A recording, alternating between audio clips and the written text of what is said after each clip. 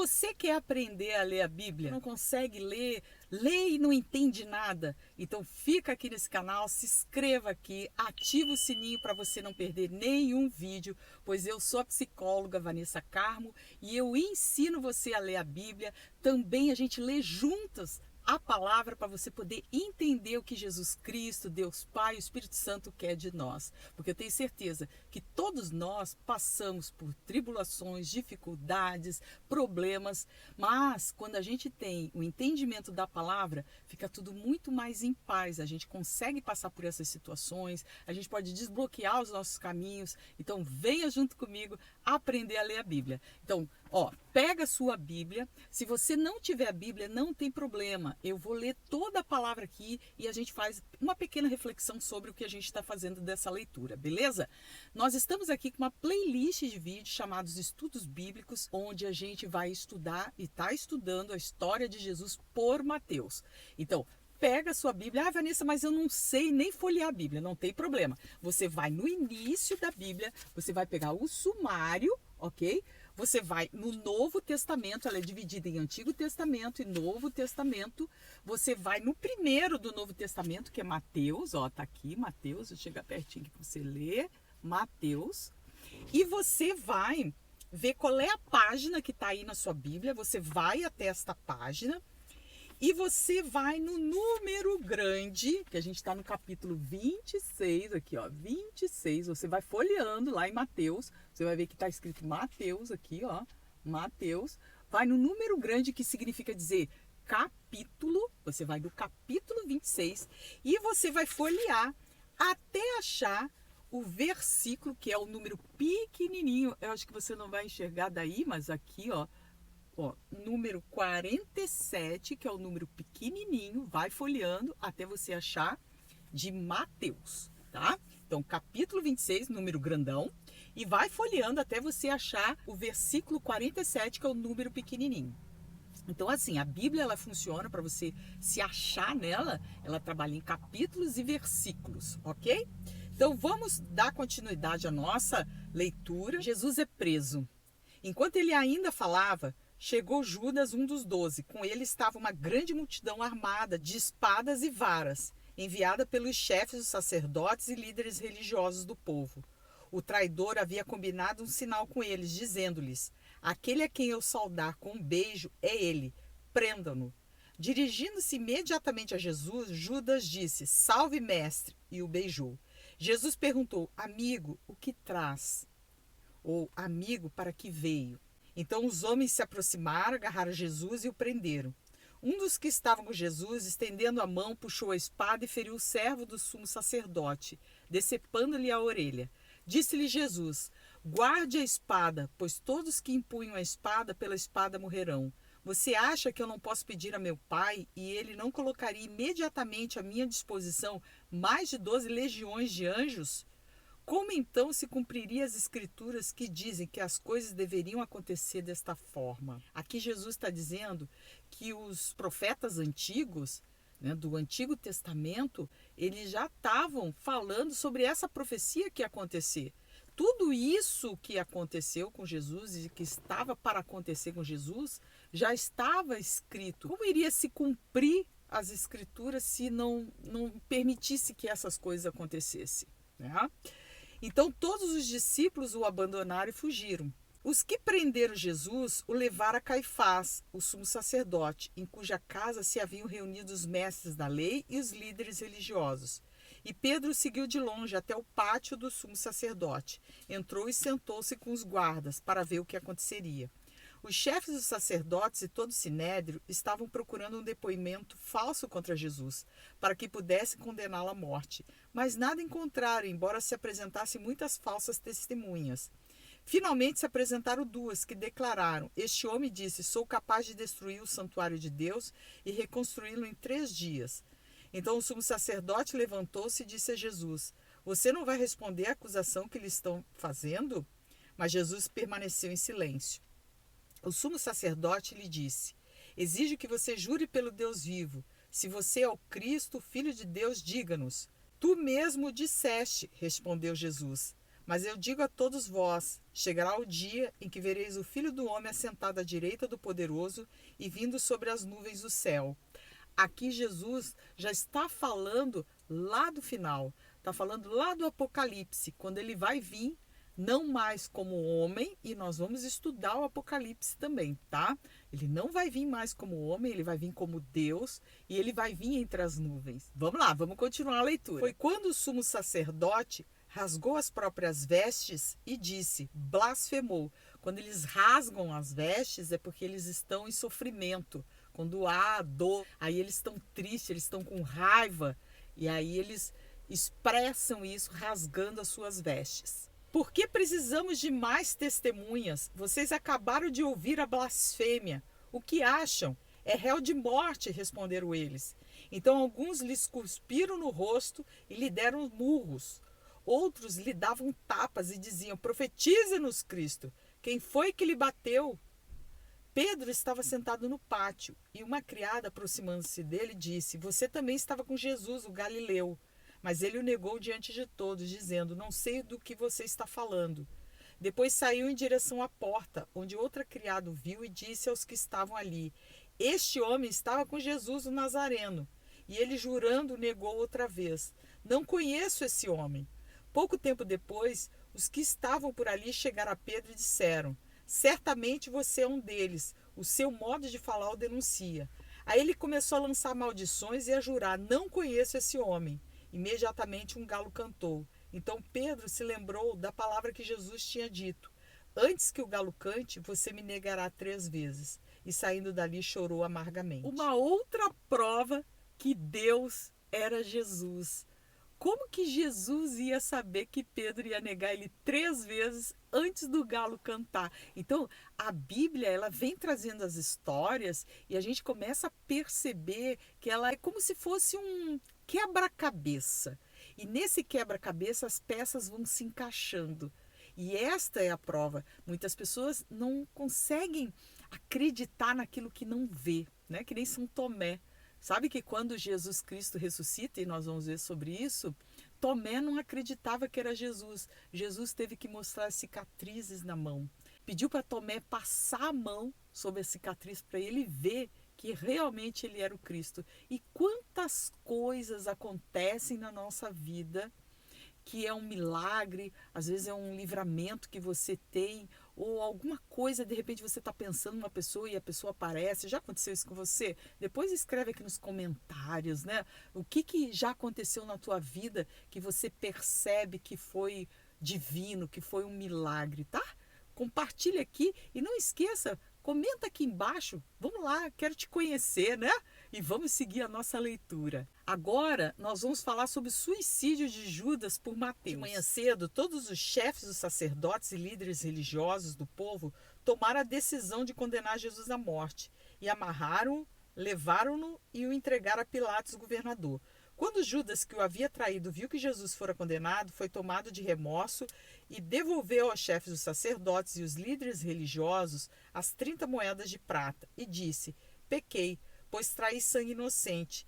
E eles retrucaram, que nos importa, a responsabilidade é sua. Então Judas jogou o dinheiro dentro do templo e saindo foi e enforcou-se.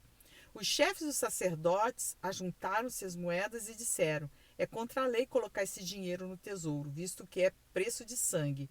Então decidiram usar aquele dinheiro para comprar o campo do oleiro, para cemitérios de estrangeiros. Por isso ele se chama Campo de Sangue até os dias de hoje. Então se cumpriu o que fora dito pelo profeta Jeremias. Tomaram as 30 moedas de prata, preço em que foi avaliado pelo povo de Israel. Preço em que Jesus foi avaliado pelo povo de Israel. E as usaram para comprar o campo do oleiro, como o Senhor me havia ordenado. Jesus foi posto diante do governador. E este lhe perguntou, você é o rei dos judeus? Respondeu-lhe Jesus, tu o dizes?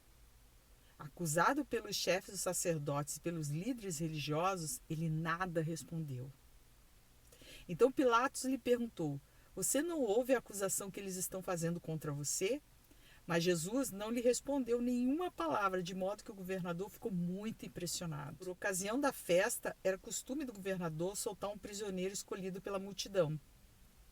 Eles tinham naquela ocasião um prisioneiro muito conhecido chamado Barrabás. Barrabás era assassino, Barrabás, ele era ladrão. Olha só o que Jesus foi comparado, hein, gente? Ou melhor, Barrabás foi tido como uma pessoa boa perto de Jesus. Pilatos perguntou à multidão que ali se havia reunido: qual desses vocês querem que lhes solte, Barrabás ou Jesus, chamado Cristo? Porque sabia que o havia entregado por inveja. Estando Pilatos sentado no tribunal, sua mulher lhe enviou esta mensagem: não se envolva com este inocente, porque hoje, em sonhos, sofri muito por causa dele. Mas os chefes dos sacerdotes e os líderes religiosos convenceram a multidão a que pedisse Barrabás e mandasse executar Jesus. Então perguntou o governador: qual dos dois vocês querem que eu lhe solte? Responderam eles: Barrabás. Perguntou Pilatos: que farei então com Jesus, chamado Cristo? Todos responderam: crucifica-o. Por quê? Que crime ele cometeu? Perguntou Pilatos. Mas eles gritavam ainda mais: crucifica-o.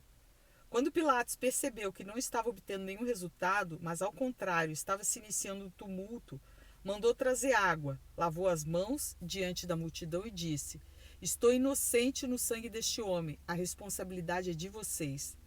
Todo o povo respondeu: que o sangue dele caia sobre nós e sobre nossos filhos. Então Pilatos soltou-lhes Barrabás, mandou açoitar Jesus e entregou para ser crucificado. Olha, essa parte aqui, gente, me chamou muita atenção. Quando o povo disse que o sangue dele caia sobre nós e sobre nossos filhos. Isso aqui é muito forte. E vocês vão ver quando a gente for estudar o Apocalipse. Porque quem não aceitar Jesus como seu único Salvador não vai ter vida eterna. Vocês acham que esse povo, que era o povo escolhido, você acha que esse povo, ele vai para o paraíso junto com Deus ou não? Bota aqui a sua resposta aqui nos comentários, tá? Olha, a gente está tendo esse estudo, a gente está tendo esse entendimento. Conforme a gente vai avançando, você vai percebendo que a gente vai se aprofundando cada vez mais. Lembrando que aqui já, né, nessa playlist de vídeos, já tem muita coisa que a gente vem falando sobre quem é Jesus, se ele é Deus, se ele é filho de Deus, o que é o Espírito Santo de Deus. A gente está aqui já com todo esse conhecimento. Então, se você ainda não sabe nada, gente, entra na playlist, daqui a pouco vai aparecer, ou no final desse vídeo vai aparecer, vem para a playlist, vem aprender para você ter um outro entendimento sobre o que é este mundo. Entender o porquê que a gente está aqui. Você já reparou, né? Que a gente tem uma passagem aqui, todo mundo nasce, todo mundo morre.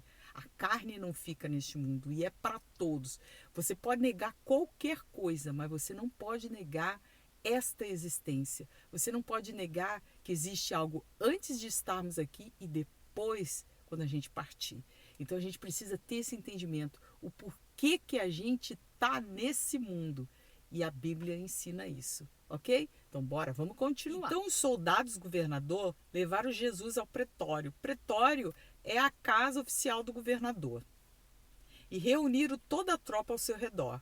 Tiraram-lhe as vestes, puseram uma vara em sua mão direita e, ajoelhando-se diante dele, zombavam. Salve, rei dos judeus! Cuspiam nele e, tirando-lhe a vara, batiam-lhe com ela na cabeça. Depois de terem zombado dele, tiraram-lhe o manto e vestiram-lhe suas próprias roupas. Então o levaram para crucificá-lo. Ao saírem, encontraram um homem de Cirene, chamado Simão, e o forçaram a carregar a cruz. Chegaram a um lugar chamado Gólgota, que quer dizer lugar da caveira, e lhe deram para beber vinho misturado com fel. Mas ele, depois de prová-lo, recusou-se a beber. Depois de o crucificarem, dividiram as roupas dele, tirando sortes. E sentando-se, vigiavam-no ali. Por cima de sua cabeça, colocaram por escrito a acusação feita contra ele: este é Jesus, o rei dos judeus. 2 ladrões foram crucificados com ele, um à sua direita e o outro à sua esquerda. Os que passaram lançavam-lhe insultos, balançando a cabeça e dizendo: você que destrói o templo e reedifica em 3 dias, salve-se, Desça da cruz se é filho de Deus. Da mesma forma, os chefes dos sacerdotes, os mestres da lei e os líderes religiosos zombavam dele, dizendo: salvou os outros, mas não é capaz de salvar a si mesmo. E é o rei de Israel. Desça agora da cruz e creremos nele. Ele confiou em Deus.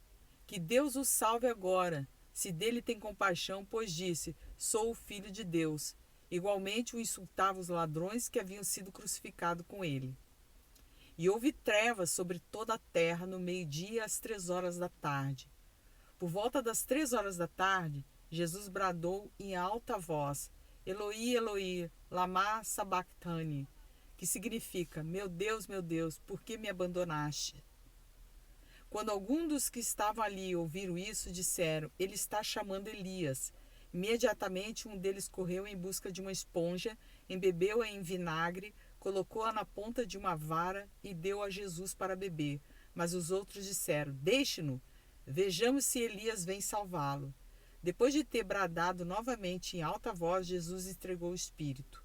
Naquele momento, o véu do santuário rasgou-se em 2 partes, de alto a baixo.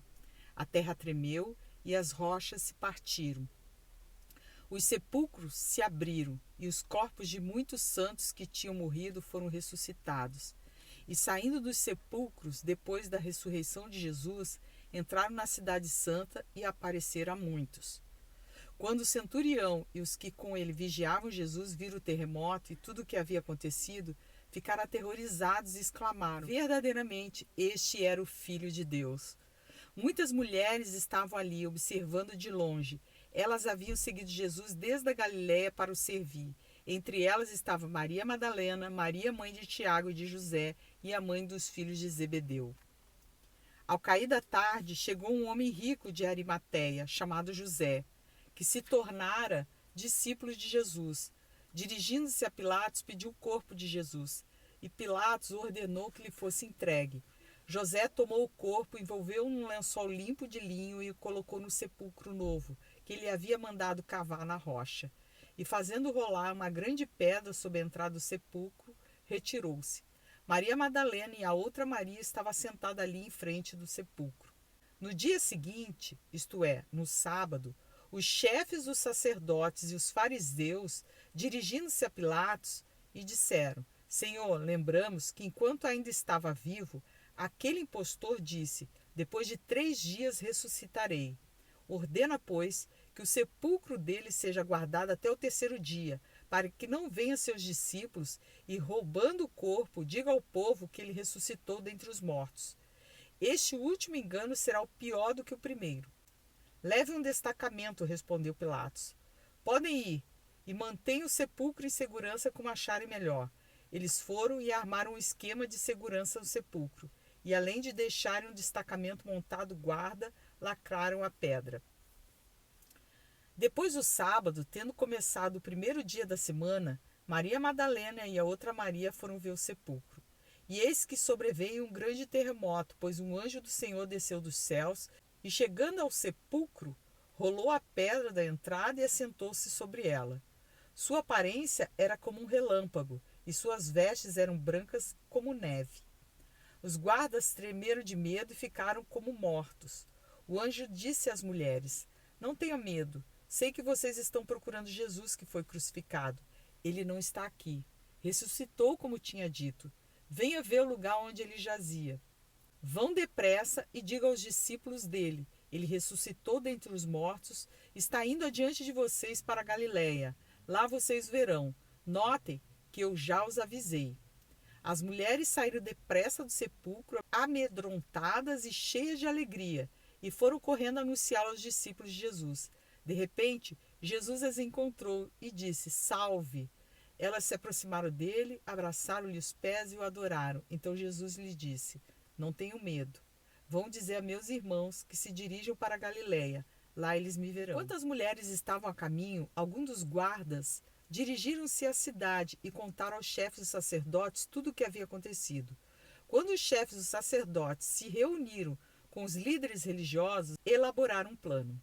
Deram aos soldados grande soma de dinheiro, dizendo-lhes: vocês devem declarar o seguinte: os discípulos dele vieram durante a noite furtar o corpo. enquanto estávamos dormindo.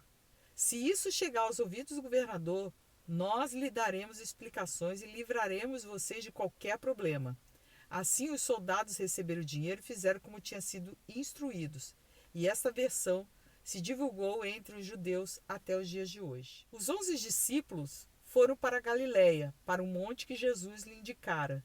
Quando viram, o adoraram, mas alguns duvidaram. Então Jesus aproximou-se deles e disse: Foi-me dada toda a autoridade no céu e na terra. Portanto, vão e façam os discípulos de todas as nações, batizando-os em nome do Pai, do Filho e do Espírito Santo, ensinando-os a obedecer a tudo que eu lhes ordenei. E eu estarei sempre com vocês até o fim dos tempos. Gente, que história é essa de Jesus contada por Mateus? Muitos detalhes que a gente vê aqui nessa história, você vai ver em outros discípulos contando essa mesma história, mas colocando também outros detalhes. Mas, como eu falei no início, você vai perceber que todos eles trazem a mesma fala de Jesus, os mesmos ensinamentos de Jesus. Então, creia que Jesus é o teu Salvador. Vá até a cruz. Jesus Cristo, em toda a sua passagem, em todos os seus milagres que ele fez aqui na terra, ele não foi até as pessoas que vieram até ele. Então você acha que você está com seus problemas, seja de saúde, seja financeiro, seja amoroso, seja de relacionamento, seja no trabalho. Você acha que Jesus vai vir até você? Não, ele é manso, ele é humilde. Ele bate na sua porta, que é aqui a sua mente, e ele espera que você abra a maçaneta para ele entrar. Mas você vai ter que pedir para ele entrar. Então aceite Jesus como teu Salvador e você vai ver a transformação na sua vida. E que ele possa entrar na sua casa, fazer da sua casa um lar de bênçãos. Que Jesus Cristo, nosso Senhor, possa fazer que a sua vida desbloqueie, que a sua saúde se restabeleça. Pois ele pode fazer isso, mas você tem que ir até ele. Você vai ter que pedir a ele e ele vai conceder. Se você tiver a fé, que seja do tamanhinho de um grão de mostarda, se você acreditar na palavra de Jesus Cristo, nosso Senhor, eu te garanto que a tua vida vai mudar. Ok? Um beijo a todos, fiquem com Deus, uma semana excelente para você, regada a muita abundância de coisas boas, de proteção divina, e bora viver.